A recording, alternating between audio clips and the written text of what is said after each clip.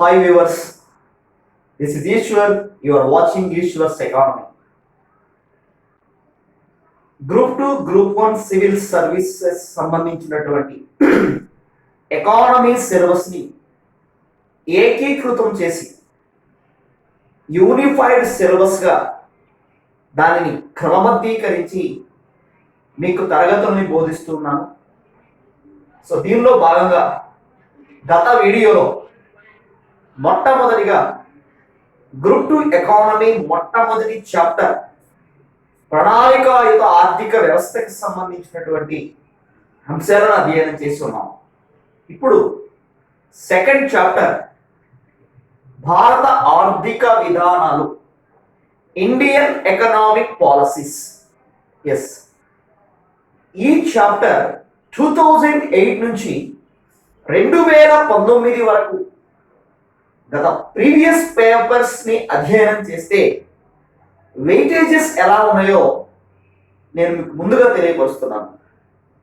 2008లో ఈ second chapter economic policies నుంచి 17 ప్రశ్నలు వచ్చాయి.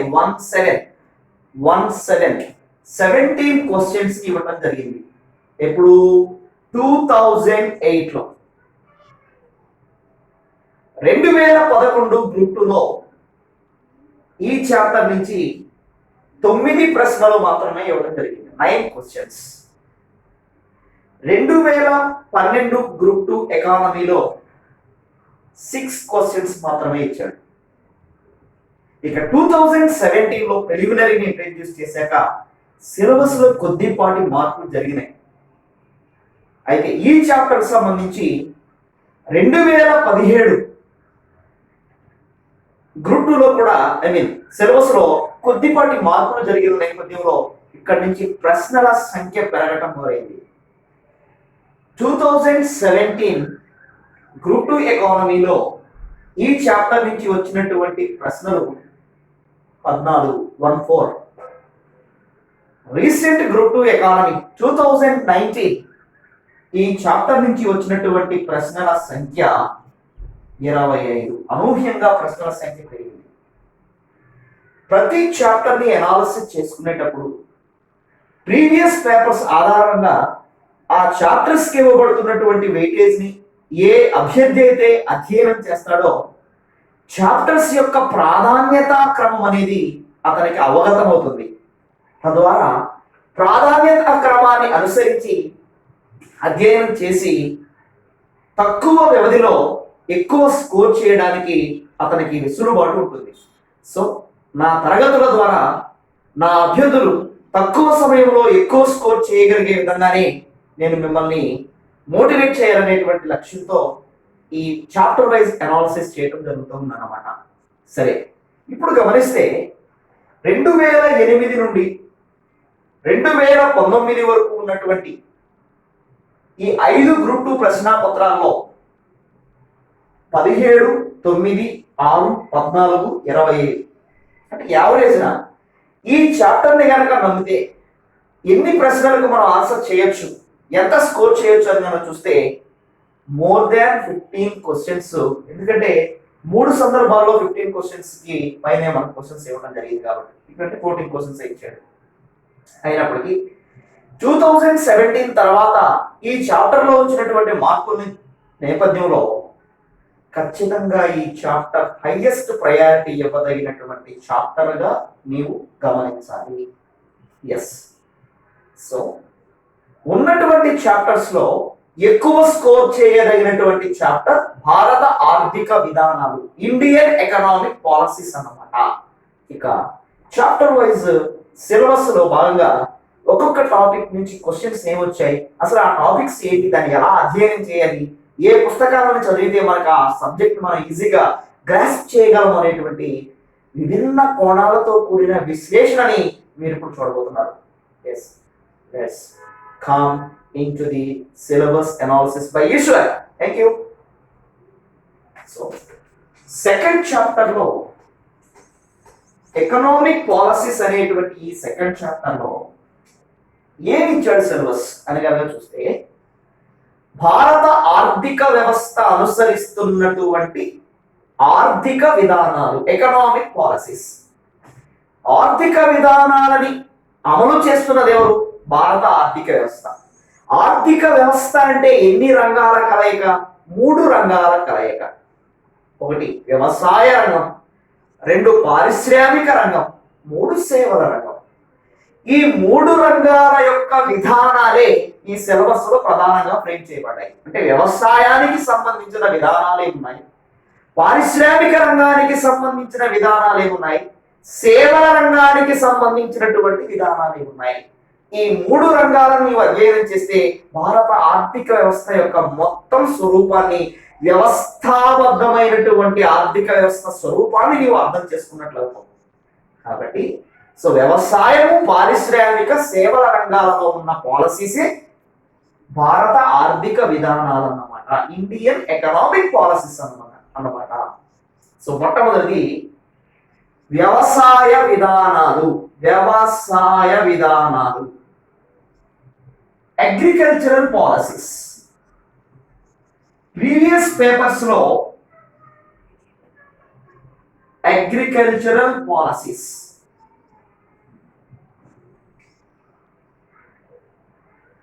ప్రీవియస్ పేపర్స్ ని అధ్యయనం చేస్తే వ్యవసాయ రంగం నుంచే ఎక్కువ ప్రశ్నలు ఇచ్చాడు.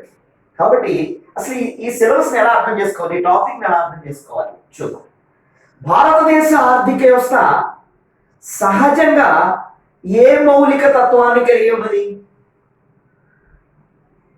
వ్యవసాయ మౌలిక తత్వాన్ని కలిగి ఉన్నది. భారతదేశ ఆర్థిక వ్యవస్థ ఏ ఆర్థిక వ్యవస్థ అంటే ఎవరైనా ఏం చెప్తారు? వ్యవసాయ ప్రధానం కలిగిన ఆర్థిక వ్యవస్థ అని చెప్తారు. Basically Indian economy is an agrarian economy. వ్యవసాయ ప్రాధాన్యత కలిగినటువంటి ఆర్థిక వ్యవస్థ. మరి ఈ వ్యవసాయ ప్రాధాన్యత కలిగినటువంటి ఆర్థిక వ్యవస్థ ప్రణాళికాబద్ధమైనటువంటి ఆర్థిక వ్యవస్థ ప్రారంభమైన నాటి నుండి, అంటే 1951 నుండి వ్యవసాయ రంగానికి ఇచ్చినటువంటి ప్రాధాన్యత ఏమిటో నువ్వు ఖచ్చితంగా ఈ టాపిక్ లో అధ్యయనం చేయాల్సి ఉంటుంది. అంటే 1951 నుంచి 2017 12వ పంచవర్ష ప్రణాళిక అంతము జరిగేంత వరకు, 12వ ప్రణాళిక ముగిసేంత వరకు వ్యవసాయ రంగానికి ఇచ్చినటువంటి ప్రాధాన్యత క్రమాన్ని నీవు కనుక అవగతం చేసుకోగలిగితే ఖచ్చితంగా దీని నుంచి ప్రశ్న వస్తుంది. ప్రీవియస్ ప్రశ్నాపత్రాలను కనుక ఒకసారి చూస్తే భారతదేశంలో గడిచినటువంటి 12 పంచవర్ష ప్రణాళికల నేపథ్యంలో వ్యవసాయ రంగానికి సగటున ఎంత శాతం నిధులు కేటాయించాడు అని అడిగాడు ప్రశ్న. మనందరికీ తెలుసు, మొదటి పంచవర్ష ప్రణాళికలో 31% నిధులు వ్యవసాయ రంగానికి కేంద్రీకరించడం జరిగింది. 15% వ్యవసాయ రంగము, 16% నీటిపారుదల. వ్యవసాయ నీటిపారుదల అనేవి అనుబంధ రంగాలుగా గుర్తించాలి కనుక. సో హైయెస్ట్ ప్రయారిటీ ఇచ్చింది 31% వ్యవసాయానికే. ఇది మనకి 2011 గుర్తులో కూడా కనిపించింది డైరెక్ట్ ప్రశ్న. అయితే 12 పంచవర్ష ప్రణాళికల సగటు ఎంత అని అడిగాడు ప్రశ్న. అంటే మొదటి పంచవర్ష ప్రణాళిక నుంచి 12 పంచవర్ష ప్రణాళికల మొత్తం యావరేజ్ తీసుకుంటే 100 రూపాయలు పెట్టుబడి పెట్టామనుకుంటే ప్రణాళికల మీద 20 రూపాయల పెట్టుబడి వ్యవసాయ రంగం మీద పెట్టబడింది అన్నమాట. వ్యవసాయ, పారిశ్రామిక, సేవల రంగాలు మొత్తం 3 రంగాలు ఉన్నాయి. మరి వ్యవసాయ రంగం బేసిక్ గా భారతదేశ ఆర్థిక వ్యవస్థ వ్యవసాయ రంగం. ఈ వ్యవసాయ రంగం మీద 20% నిధులు అనగా 20 రూపాయల పెట్టుబడి, 100% 100 రూపీస్ గా తీసుకున్నా సరిపోతుందా? 20% పెట్టుబడి సరిపోతుందా? ఇది మనం ఆలోచించాలి. సో ఈ ప్రశ్నకు రైట్ ఆన్సర్ ఏంటంటే 20% యావరేజ్ మనం ప్రతి ప్రణాళికలోనూ వ్యవసాయ రంగానికి కేటాయించాం. కానీ ఈ కేటాయింపులు సరిపోతాయా అనేది ప్రశ్న అనటం. మరి ఈ కేటాయింపులు సరిపోలేదు కాబట్టి ఈ రోజున భారతదేశ ఆర్థిక వ్యవస్థలో వ్యవసాయ రంగం నుంచి వస్తున్నటువంటి కంట్రిబ్యూషన్ జీడిపికి బాగా తగ్గుతూ ఉన్నది. అందుకనే భారతదేశ ఆర్థిక వ్యవస్థ ఎందుకు వ్యవసాయ రంగంలో వెనకబడుతున్నది అని కనుక ఆలోచన చేస్తే చౌదరి చరణ్ సింగ్ అన్నటువంటి మాటను మనం గుర్తుపెట్టుకోవాలి. భారతదేశంలో వ్యవసాయ రంగాన్ని నిర్లక్ష్యం చేయడం అనేది ప్రణాళికావేత్తలు పెట్టినటువంటి శాపము అంటాడు. ఒక సందర్భంలో రైతు బాంధవుడుగా పిలువబడేటువంటి చౌదరి చరణ్ సింగ్, రైతు బంధువు.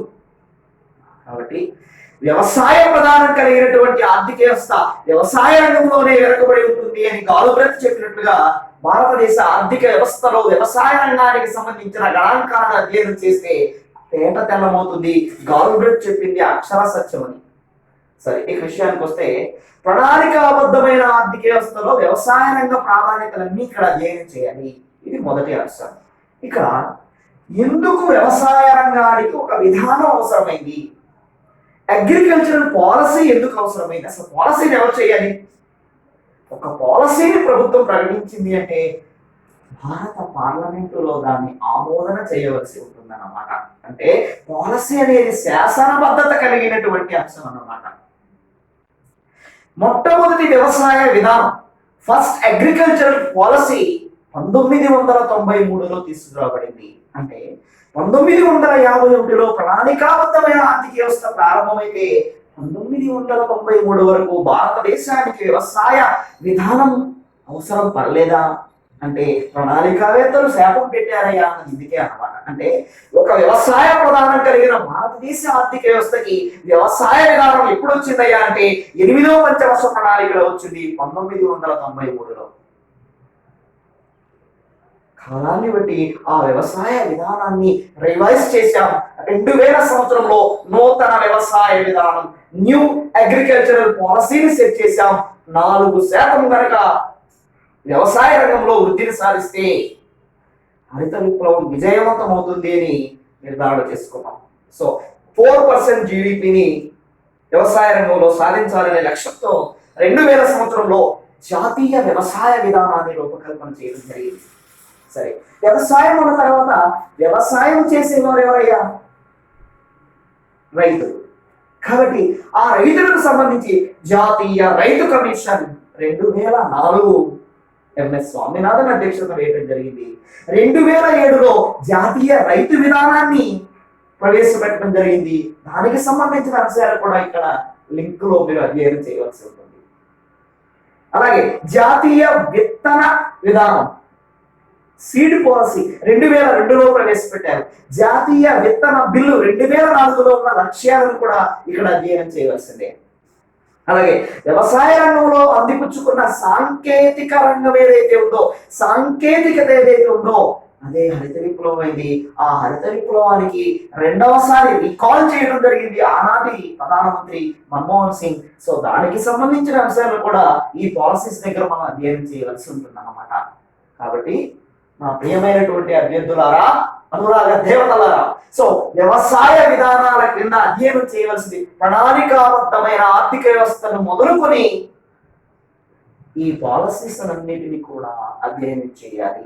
వీటన్నిటికీ కరెంట్ ఎకానమీలో రీసెంట్ సోషియో ఎకనామిక్ సర్వేలో వ్యవసాయ రంగానికి సంబంధించినటువంటి ఆత్మనిర్భర్ భారత్ 3.0 వ్యవసాయ రంగములో ఉద్దీపనలను మేల్కొల్పడానికి, వ్యవసాయ రంగాన్ని మేల్కొల్పడానికి ఏ ఉద్దీపం అయితే ఇస్తున్నామని ఆర్థిక మంత్రి నిర్మలా సీతారామన్ గారు ప్రకటించారో అక్కడి వరకు ఈ అంశాలని నీవు అధ్యయనం చేయవలసినదే, గుర్తుంచుకో.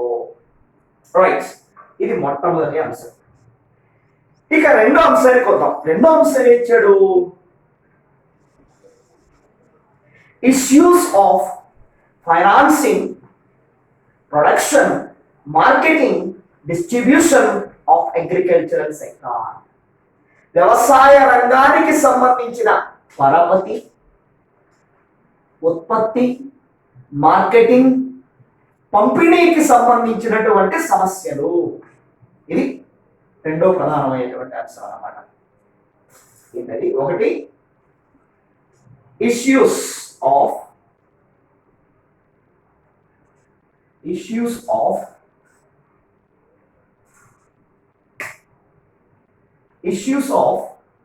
financing, production, marketing and distribution of agricultural sector. అంటే వ్యవసాయ రంగంలో ఉన్నటువంటి ఇష్యూస్, సమస్యలు ఏవైతే ఉన్నాయో, వేటికి సంబంధించిన సమస్యలు? ఫైనాన్సింగ్ సంబంధించినవి, ప్రొడక్షన్ కి సంబంధించినవి, మార్కెటింగ్ కి సంబంధించినవి, డిస్ట్రిబ్యూషన్ కి సంబంధించినవి. విత్తపరమైనటువంటి సమస్యలు, ఉత్పత్తికి సంబంధించినటువంటి సమస్యలు, మార్కెటింగ్కి సంబంధించిన సమస్యలు, పంపిణీకి సంబంధించినటువంటి సమస్యలు, వీటన్నిటి మీద దృష్టిని కేంద్రీకరించాలన్నమాట. రైట్. ఇప్పుడు ఈ చాప్టర్లో వ్యవసాయ విధానాల తర్వాత ఎక్కువగా దృష్టి పెట్టాల్సింది, ఇప్పటి వరకు ఎక్కువ క్వశ్చన్స్ ఇవ్వబడింది ఇదేనండి. Issues of financing, production, marketing and distribution. ఎక్కువ ప్రశ్నలు ఇచ్చారు ఇప్పటి వరకు ఈ రంగం మీద, ఈ సబ్ టాపిక్ మీద. ఇప్పుడు మనం దాన్ని లోతుగా అధ్యయనం చేద్దాం. Yes, financing. మీకు పోటీ పరీక్షల కోసం వేసినటువంటి తెలుగు అకాడమీ బైబిల్ గ్రంథాన్ని, ఖురాన్ దివ్య గ్రంథాన్ని, రామాయణ మహాభారతం అయిన గ్రంథం అని మనందరికీ కూడా ప్రాథమిక సమాచారంగా తీసుకోవాల్సినటువంటి గ్రంథం.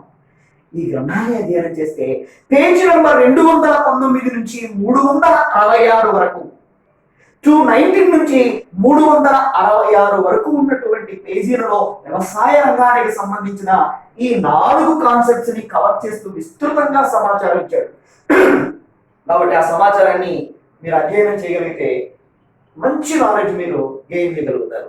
సరే, ఈ విషయానికి వస్తే, what about the financing of agricultural sector? Financing ఏంటి అంటే, వ్యవసాయ రంగములో పరపతి సౌకర్యాలు కల్పించడానికి గల మార్గాలు ఏమున్నాయి? వ్యవసాయ పరపతి అంటే సంస్థాగతమైనటువంటి పరపతి, సంస్థేతరమైనటువంటి పరపతి, ఇన్స్టిట్యూషనల్ క్రెడిట్, అన్ఇన్స్టిట్యూషనల్ క్రెడిట్. సో వాటికి సంబంధించిన మొత్తం పూర్వపరాన్ని ఇక్కడ అధ్యయనం చేయాలి. వ్యవసాయ రంగానికి పరపతిని అందిస్తున్నటువంటి సంస్థలు ఏవైతే ఉన్నాయో ఆ సంస్థలన్నిటినీ కూడా ఇక్కడ మనం అధ్యయనం చేయాలి. నాబార్డు దగ్గర నుంచి ప్రాంతీయ గ్రామీణ బ్యాంకులు, ప్రాంతీయ గ్రామీణ బ్యాంకులను స్పాన్సర్ చేస్తున్నటువంటి సంస్థాగతమైనటువంటి వాణిజ్య బ్యాంకులు కూడా ఈ ఫైనాన్సింగ్ అనేటువంటి విభాగం కింద మనం అధ్యయనం చేయవలసి ఉంటుంది. ఇప్పటి వరకు ఈ ఏరియా నుంచి చాలా ప్రశ్నలు ఇవ్వడం జరిగింది. ఇక నెక్స్ట్, ప్రొడక్షన్, ఉత్పత్తి. వ్యవసాయ రంగంలో ఉత్పత్తి సాధించబడాలంటే ఏం కావాలి? వ్యవసాయ రంగమే కాదండి, ఏ రంగాన్నైనా తీసుకోండి, ఉత్పత్తి సాధించబడాలంటే ఏం కావాలి? ఆ ఉత్పత్తి సాధించబడాలంటే ముందు ఉత్పత్తి చేయడానికి అవసరమైన మౌలిక సదుపాయాలు ఉండాలి. నేను ఈ వీడియో చేయాలంటే ఏముండాలి? కొన్ని మౌలిక వసతులు ఉండాలి. ఒక కెమెరా ఉండాలి, ఒక ట్రైపాడ్ స్టాండ్ ఉండాలి, మైక్రోఫోన్ ఉండాలి, బోర్డు ఉండాలి, పెన్ ఉండాలి, కంప్యూటర్ ఉండాలి. ఇవన్నీ ఏంటి? మౌలిక వసతులు అన్నమాట. ఒక పని చేయడానికి అవసరమైనటువంటి మౌలిక వసతులు, ఇన్ఫ్రాస్ట్రక్చరల్ ఫెసిలిటీస్ అంటాం. మరి వ్యవసాయ ఉత్పత్తి జరగాలంటే ఏ ఫెసిలిటీస్ ఉండాలి? నీరు ఉండాలి, ఎరువులు ఉండాలి, సాంకేతిక పరిజ్ఞానం ఉండాలి, క్రిమి సంహారకాలు ఉండాలి, యంత్రాలు ఉండాలి, పనిముట్లు ఉండాలి. ఇవన్నీ కూడా ఇన్ఫ్రాస్ట్రక్చరల్ ఫెసిలిటీస్ అంటారు. కాబట్టి ప్రొడక్షన్ గురించి తెలుసుకోబోయే ముందు వ్యవసాయ రంగానికి సంబంధించిన అవస్థాపనాపరమైనటువంటి మార్గాలను మనం అధ్యయనం చేయాలి. అందుకే ఏ దేశ ఆర్థిక వ్యవస్థ అయినా సరే ఆ దేశం యొక్క మౌలిక వసతుల మీద ఆధారపడి ఉంటుంది అంటారు ఆర్థికవేత్తలు. అంతేకాదు, ఒక దేశ ఆర్థిక వ్యవస్థ అడ్డంకులు లేని సరళమైన సమర్థవంతమైన ఉత్పత్తిని సాధించాలంటే మౌలిక వసతుల కల్పన తప్పనిసరి, అవశ్యము అని చెప్పినటువంటి ఆర్థికవేత్తలు రోస్టన్, రోడాల్, రాగ్నార్ నర్స్ మరియు హర్షమన్ అనేటువంటి ఆర్థికవేత్తలు అన్నమాట. తెలుగు అకాడమీ పేజ్ నంబర్ 281 మొట్టమొదటి పారాగ్రాఫ్ లో పైనుంచి 3-4 లైన్ అధ్యయనం చేస్తే అక్కడ మనకి సమాచారం జరుగుతుంది. కాబట్టి సో ప్రొడక్షన్ సంబంధించి, వ్యవసాయ రంగానికి సంబంధించిన ఉత్పత్తిని పెంచాలంటే ఉత్పాదకాలు కావాలి. ఇన్పుట్స్ లేదే అవుట్పుట్ రాదు కదా. ప్రొడక్షన్ అవుట్పుట్ అంటాం. వాటి ఇన్పుట్స్ తెలుసుకోవాలి, ప్రొడక్షన్ లో వస్తున్న మార్పులు తెలుసుకోవాలి. 2010 నుంచి 2020 వరకు ఈ మధ్య కాలంలో వ్యవసాయ రంగ ఉత్పత్తిలో వచ్చినటువంటి ట్రెండ్స్ మొత్తాన్ని ఈ సబ్ టాపిక్ కింద మనం అధ్యయనం చేయాలన్నమాట. ఓకే, ఇక నెక్స్ట్ మార్కెటింగ్. ఏంటి మార్కెటింగ్ అంటే? వ్యవసాయ మార్కెటింగ్. సో వ్యవసాయ ఉత్పత్తులని అమ్మడానికి ఏ తరహా సదుపాయాలు ఉన్నాయో ఇక్కడ అధ్యయనం చేస్తాం అన్నమాట. ఏమున్నాయి? ఎస్, వ్యవసాయ రంగానికి సంబంధించినటువంటి ఉత్పత్తుల్ని అమ్ముకోవడానికి మార్కెటింగ్ సహకారం అంటే సహకార మార్కెటింగ్ వ్యవస్థ లేదా? భారతదేశంలో మొట్టమొదటి సహకార మార్కెటింగ్ సంఘాన్ని 1915వ సంవత్సరంలో ఏర్పాటు చేయడం జరిగింది. ప్రపంచ సహకార వ్యవస్థకి పితామహుడు రాబర్ట్ ఓవెన్, భారతదేశంలో ప్యాట్రిక్ నికల్సన్, ఆంధ్రప్రదేశ్లో వేమవరపు రామదాసు పంతులు, వైకుంఠబాయి నాగుబాయి మెహతాని సహకార రంగానికి, భారతీయ సహకార రంగానికి ధ్రువతారం వంటి వాడు అని చెప్తాం. కాబట్టి సహకార రంగంలో వచ్చినటువంటి మార్పులన్నీ, సంస్థాబద్ధంగా రాబార్డు అనేది ఎంత కీలకమో సహకార వ్యవస్థలో 3 అంచెలలో సహకార వ్యవస్థ ఏ విధంగా బలోపేతమైందో ఎన్సిడిసి దగ్గర నుంచి 1963లో వైకుంఠబాయి నాగుబాయి మెహతా ప్రతిపాదించినటువంటి నేషనల్ కోఆపరేటివ్ డెవలప్మెంట్ కార్పొరేషన్ మొదలుకొని ఆంధ్రప్రదేశ్లో ఆప్కా కూడా అదే సంవత్సరంలో స్టార్ట్ చేయబడింది. Andhra Pradesh cooperative bank 1963. అక్కడి నుంచి మొదలుకొని సహకార రంగంలో వచ్చినటువంటి సంస్థలు ఏవైతే ఉన్నాయో వాటన్నిటిని మార్కెటింగ్ పాయింట్ ఆఫ్ వ్యూలో మనం అధ్యయనం చేయాలి. ఈ ఏరియా నుంచి ఎక్కువ క్వశ్చన్స్ ఇక్కడ రావడానికి ఆస్కారం ఉంది. భారత రాజ్యాంగంలో సైతం 97వ రాజ్యాంగ సవరణ సహకార వ్యవస్థకి సంబంధించిందే కదా. సరే, ఇది పక్కన పెడతాం. ఇక డిస్ట్రిబ్యూషన్ సిస్టమ్, పంపిణీ వ్యవస్థ ఎలా ఉంది? వ్యవసాయ ఉత్పత్తులు, ఆ ఉత్పత్తులని ప్రజా పంపిణీ వ్యవస్థ ద్వారా ఏ విధంగా పంపిణీ జరుగుతున్నది అనేది ఇక్కడ ఎక్కువగా ఫోకస్ చేయాల్సినటువంటి అంశం. ఇక వ్యవసాయానికి సంబంధించిన అనేక అంశాలు, ప్రకృతి వ్యవసాయం, సేంద్రియ వ్యవసాయం, సుస్థిరమైనటువంటి వ్యవసాయం, వాతావరణ మార్పులకు సంబంధించి జాతీయ కార్యాచరణ ప్రణాళిక ఇప్పటి వరకు మొత్తంగా 8 మిషన్లు ప్రకటిస్తే అందులో ఒక ప్రధానమైనటువంటి machine national mission for sustainable agriculture 2014-15 ఆర్థిక సంవత్సరంలో ప్రవేశపెట్టబడింది. కాబట్టి సస్టైనబుల్ అగ్రికల్చర్, సుస్థిర వ్యవసాయాన్ని కూడా మనం ఖచ్చితంగా అధ్యయనం చేయాలి. కాంట్రాక్ట్ ఫార్మింగ్, అలాగే ఒప్పంద వ్యవసాయం గురించి కూడా ఈ చాప్టర్ లో అధ్యయనం చేయాలి. కాబట్టి చాలా వైడ్ ఏరియా ఉన్నటువంటి చాప్టర్ ఈ అంశం. సో వ్యవసాయ రంగానికి సంబంధించి ఇష్యూస్ అన్ని కూడా చాలా లోతైనటువంటి విశ్లేషణ చేయాల్సిన అవసరం ఇక్కడ ఉన్నది. ఇది గుర్తుపెట్టుకోవాలి. ఇక నెక్స్ట్, దీనిలో contribution of agriculture in India's GDP, వ్యవసాయ రంగం యొక్క పాత్ర, వ్యవసాయ రంగం యొక్క వాటా దేశ జీడిపిలో ఎంత ఉన్నది? గత 10 ఏళ్ల నుంచి వస్తున్నటువంటి ఈ ట్రెండ్ని మనం ఇక్కడ అధ్యయనం చేయాలి. సో 3వ ప్రధాన అంశంగా గుర్తుపెట్టుకోవాల్సినటువంటి అంశం ఇది.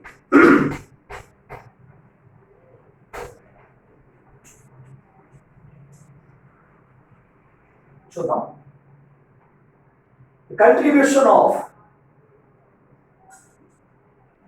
contribution of agriculture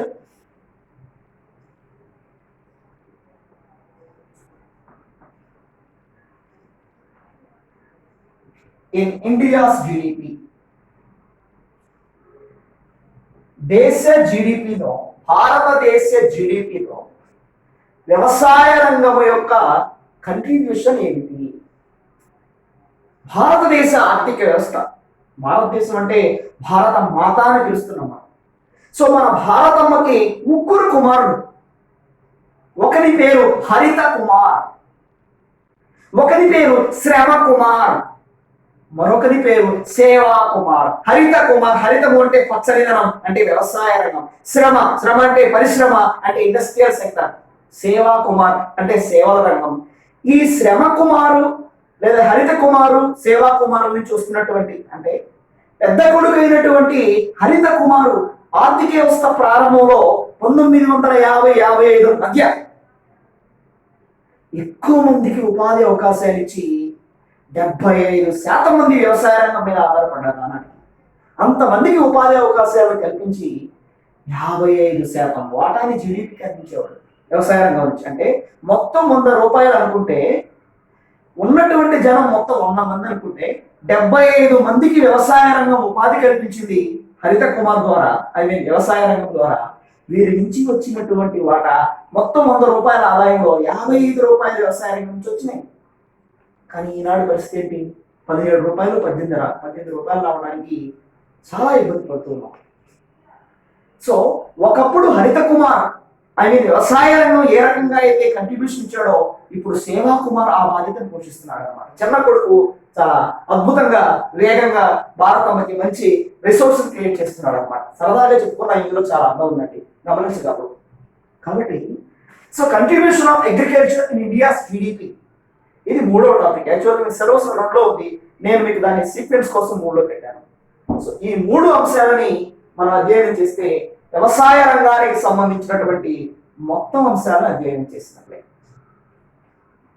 ఇక 4వ అంశం ఇండస్ట్రియల్ పాలసీస్, పారిశ్రామిక విధానాలు. ఇండస్ట్రియల్ పాలసీస్, పారిశ్రామిక విధానాలు.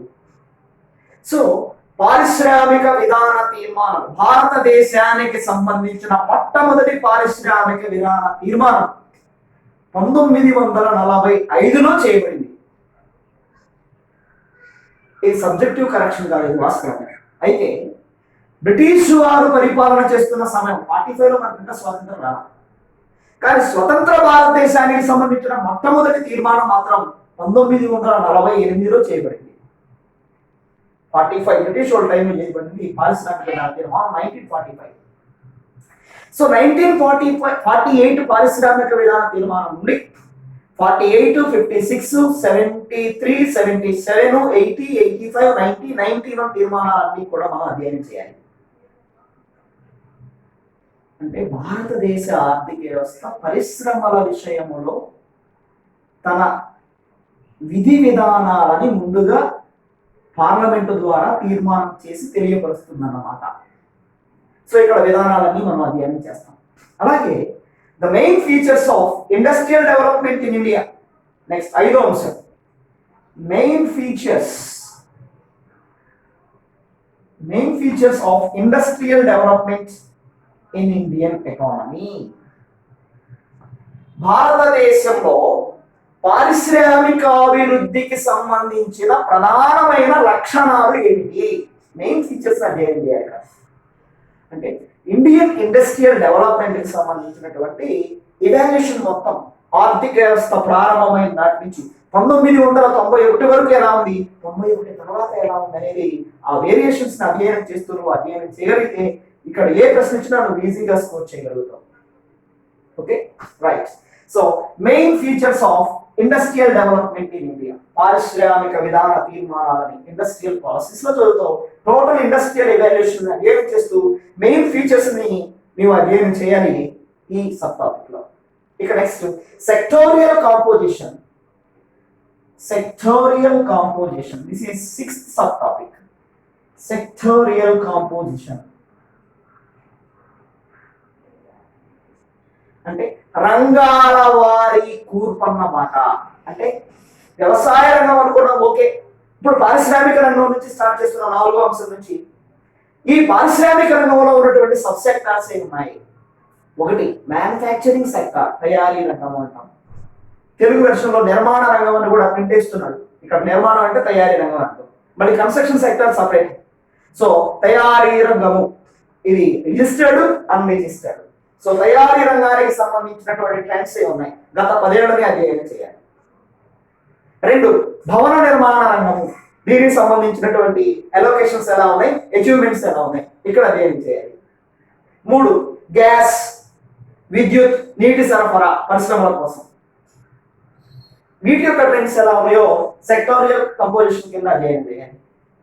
అండ్ ఫైనల్ గా గనులు మరియు ఖనిజాలు. ఈ 3 రంగాలకి గనులు ఖనిజాలు యాడ్ అయితేనే దాన్ని పారిశ్రామిక రంగం అని పిలుస్తాం, లేదంటే ద్వితీయ రంగం అవుతుంది. సరే, ఈ రంగాల వారి విభజన అనేది మనం సిలబస్ మెయిన్ అంతా అయిపోయాక లెసన్స్ లోకి వెళ్ళాక అధ్యయనం చేద్దాం. తీసేద్దాం. సో సెక్టోరియల్ కాంపోజిషన్, రంగాల వారి కూర్పుని ఇక్కడ మనం అధ్యయనం చేయబోతున్నాం అన్నమాట. ఇక నెక్స్ట్